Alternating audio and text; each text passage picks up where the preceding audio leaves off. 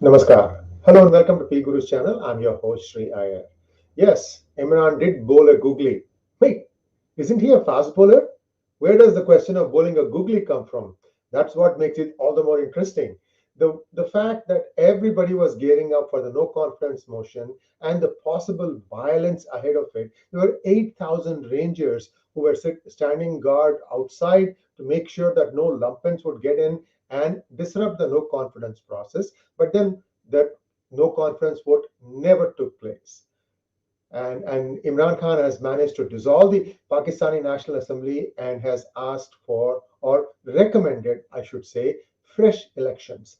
Now, how do you think a selected prime minister is going to win back next time around? After all, he was selected, not elected. It was the army which was supposedly standing in polling booths and making sure that the vote was cast in favor of PTI and Imran Khan. And even then, PMLN as well as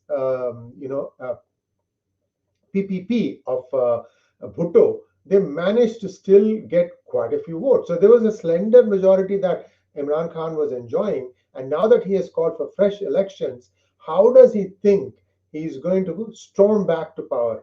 Now, having the sympathy of the electorate is one thing, but then the game is not being played at the election. The game is being played at who gets to vote how. They don't have an EVM. They were talking about getting an EVM. They don't have the money for that. They could have maybe nicely asked India, could you just come and conduct the elections for us? We can be, that would be ideal because it will be a neutral observer.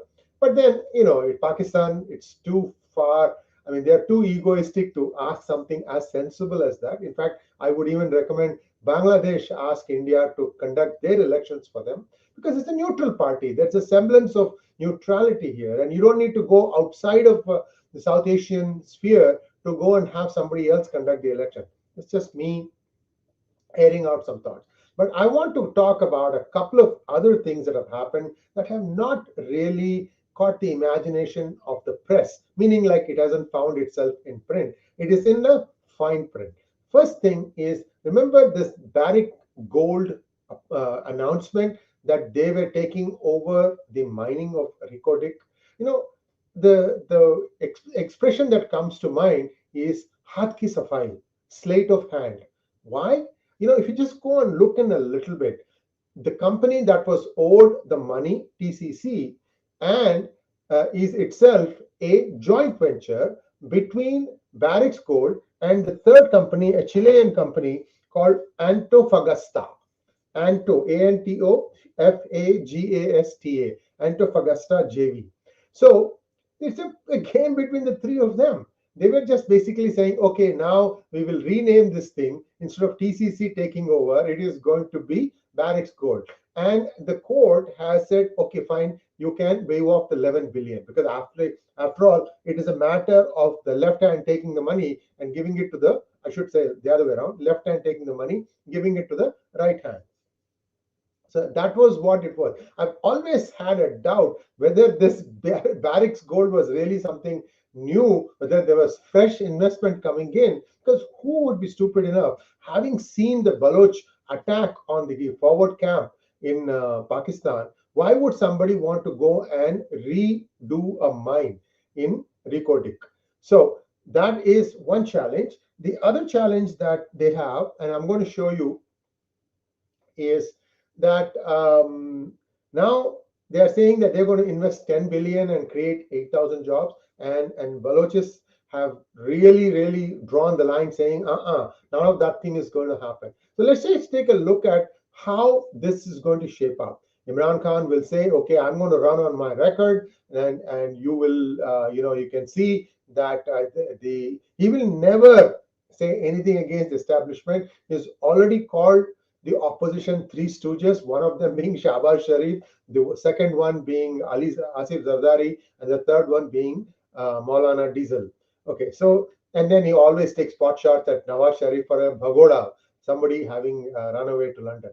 This, by the way, somebody from PTI allegedly attacked Nawaz Sharif. His guard also was injured in London. So these guys can go and do whatever they want, or so they think. So is Imran going to fancy his chances of being able to select himself to be the prime minister, meaning like he's going to have the horsepower, I should say, or the muscle to make sure that the electorate votes his way and overpower the establishment, which is neutral. So we have to see how that thing plays out. Now, Shahbaz Sharif has been a sensible person in the sense that he made a good job of being the chief minister of Punjab. So we don't know how this is going to shape up. If the opposition is going to jointly put up Shahbaz Sharif as their candidate, or if there is going to be some other alignment and they're going to say, well, we will not announce a prime minister, we will go to the election and then we will see what happens. So a lot of unknowns there. But I wanted to share with you some information about what is the potential of the Reko Diq open mine. It supposedly can generate up to 200,000 tons of copper a year and 200,000 ounces of gold per year. And it is a joint venture between Barrick's Gold and Pakistan. And in Pakistan, there are going to be two shareholders: Pakistan federal government 25% and Balochistan government 25%, and Barrick's is going to take 50%. However, the BLA has said that nobody is going to take out even a single ounce out of it. So they've already drawn a line in the sand. What changes on the ground? In my opinion, nothing. So are they going to have a new parliament? Is Imran Khan confident that he's going to secure a majority on his own?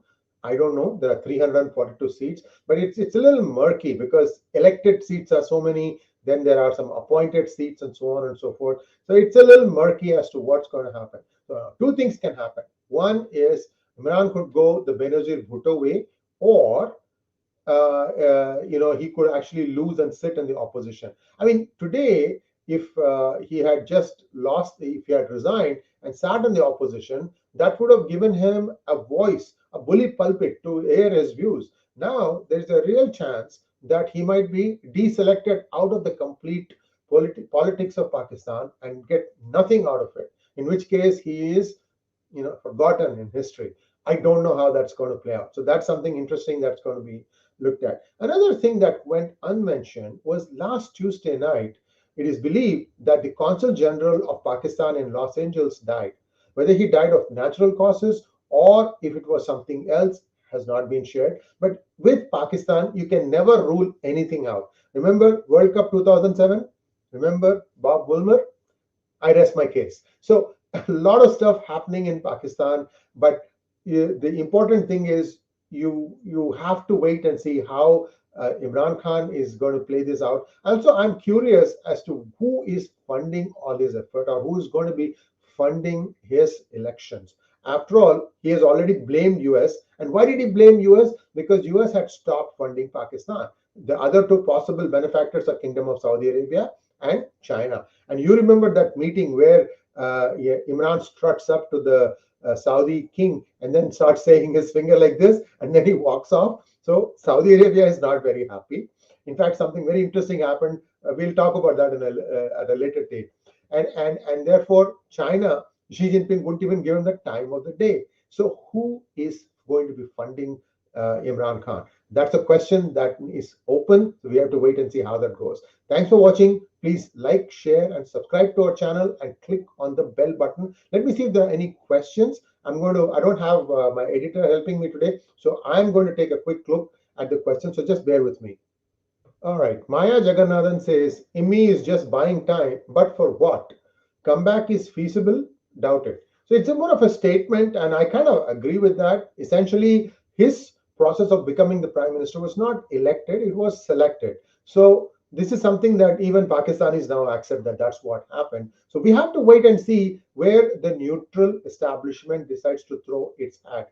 Please remember that there may not be a single voice coming out of the establishment. I've already told you about Lieutenant General Faiz Hamid, the guy who was sipping tea in Kabul. Remember? So that guy was the chief of ISI at that point. Then allegedly he didn't take Bajwa's permission before flying out to Kabul. So that was the camp that Imran was trying to project. So establishment itself, if it gets split, then it is game time, game on. You don't know what's going to happen. That'd be a very interesting situation. Next, next question is from Prasad Pandey. Somewhere in the future, do you see Pakistan's future same as Afghanistan or Iraq, where only informal economy exists and no more world's interest lies in as all aspects? Prasad, you hit the nail on the head. I just told you about the Reko Diq. In my opinion, that just looks like smoke and mirrors, 𝙒𝙧𝙖𝙩𝙀𝙁, sleight of hand, whatever you want to call it. Interestingly, Bajwa claimed victory, I believe, and so did Imran Khan. So neither of them can walk away from that now. So we have to wait and see what happens. Sharthak Ghosh wants to know, do you think the US is behind this, since it will be a convenient way to keep India distracted or in check? Sharthak, I think India has gotten past this because it has a bigger enemy breathing down its neck. And I think India has already gamed out this possibility that there could be, action on the line of control as well as line of actual control. I don't think India is much concerned about what is going on in Pakistan. If anything, Pakistan should be concerned about what is going on with the organized way in which BLA is taking pot shots at them. Manas Bora wants to know, after Imran, will the next government become more radical comparatively? It depends, Manas, because right now this is a one-way street. General Zia-ul Haq got Pakistan down this path where they started, becoming more and more religious. Everybody started having those beards, shaving their mustache, and all that stuff. And to reverse course, the current process has to completely be decimated. I don't see that happening. They're going to be staying radical. I don't think it's going to get worse than what it already is, because when you don't have food to eat and when you don't have roof over your head, and I believe electricity is also very spotty because Pakistan is not able to pay its dues.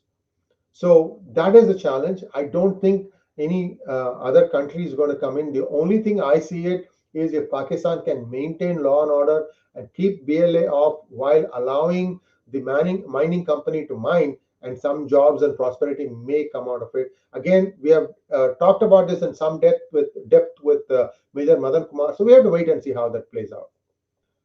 Devjyoti Datta wants to know, IMS staying back as a benefit in disguise for India. Your thoughts, please. So what you're saying is a known devil is better than an unknown angel. I don't think so. Shahbaz Sharif would make a better prime ministerial candidate, in my opinion, because he would put attention back on creating an economy moving again.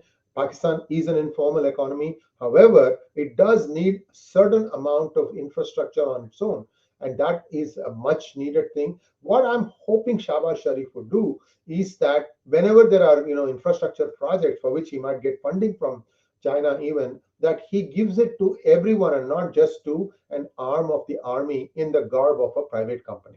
This is where Nawaz Sharif lost out. That's why he was um, thrown out. But see, that is a must. And I think China, if they are going to come through with the $3 billion loan, they might tell Shahbaz Sharif, this is how we want you to spend this money, and keep an eagle's eye on him to make sure that that happens. But essentially, Pakistan will then become a vassal state of China. Even the terrorism will be only when China says, okay, turn it on, go and do something to India. But then you saw the other interesting incident that happened that I talked to you about, the misfiring missile from India that missed its mark and found an empty space where it crashed. There is much there. I've told you about this in a different hangout. So do watch that for knowing a little bit more. So I think at this point of time, Shahbaz Sharif is, in my opinion, a better bet than Imran Khan. Imran Khan doesn't know how to govern. He can't keep thinking of the country as a cricket team. I mean, this, and that too, one victory. He wasn't like that great a captain even. So anyway, that's just my opinion. Okay. Sanat Kolhatkar. Can Pakistani refugees try to enter into neighboring countries like Iran, India due to failed economy there in Pakistan? In my opinion, there may be a few, but that will be more like the minorities like the Hindus and Christians and Parsis trapped in Pakistan. I don't think the Sunni majority will want to come out of there. The reason is there is so much poison told against India. Why would they want to now suddenly say, "Oh, okay, this is a better place"? So they are going to stick it out there and see what happens. So but the country splitting up into four on its under its own weight is probably sooner than later. Mandar Karnik, thanks for using the hashtag #AskSri. I never told this, but still you found it sensible enough to use it. I think the destabilization of Pak and Sri Lanka is opportune. They are in no shape to support China. Well, China, it is believed, gave a promise that they will give a $3 billion loan to Pakistan if Shahbaz Sharif becomes the prime minister and he does a few things, because the CPEC hasn't gone through the plain lands yet, and that's a huge challenge for China. If they can't do that, then the most they can do is to finish the road up to Reko Diq and take the thing in the ores from there, go back to China, purify it there and get the copper and gold out. It's a little bit of a long haul, if you will. So we have to wait and see how that is going to play out. Sharthak Ghosh wants to know, do you see a restart in bilateral relations if IK is out? Will that help us or go the Pathankot way? I think, in my opinion, India doesn't need Pakistan. Pakistan needs India, but it has to be nice, and they have to ask it in a nice way. In fact, interesting thing that happened was India wanted to give some wheat to Taliban, and Pakistan wouldn't allow the convoy to go through until some saner minds prevailed and it went through. And Taliban, during the time that they were waiting for wheat from India, was getting their wheat from Pakistan. The moment Indian wheat came in, they said, oh my God, this is day and night difference. So there is also this contamination problem that Pakistan has with its food. They have a serious water problem also. Lots of problems, guys. I mean, I think it might be better off having split into four countries and then have some of these countries sign a deal with India whereby they can say, okay, come administer this for us, set it up right, give us the currency, give us the defense, and give us the infrastructure so that India can go in there. And because you think of Sindhu Desh, sounds great, sounds like an Indian name, but look at what is happening to the minorities in Sindh. So you can't reverse that by just having the same administration, same law and order machinery. Those guys are already corrupt. They've already chosen sides. They want to see the minorities completely eliminated. So in such a situation, how does a new independent country change course? So this is an interesting part in history.